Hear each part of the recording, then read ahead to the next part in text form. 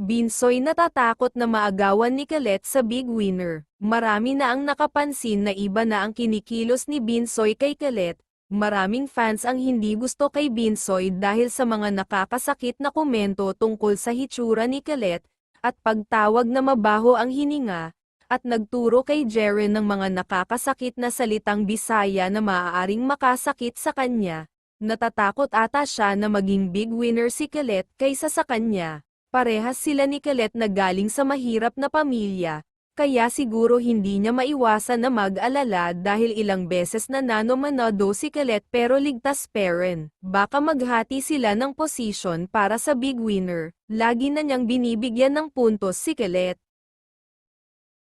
Gusto niya bang mawala si Colette? Dahil alam niya magiging alanganin siya sa botohan. Talagang papaboran si Colette ng mga taga Mindanao kaysa sa kanya. Napansin ng mga manunood na sobrang bully na niya.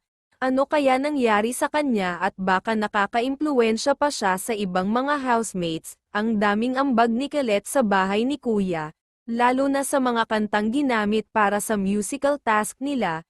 Hindi man lang siya na-credit kahit kaunti, dahil kay Binsoy lahat napunta ang credit ng mga kanta. Ano ang masasabi nyo kay Binsoy? Takot nga ba siya kay Colette? Mag-comment kayo sa inyong opinion.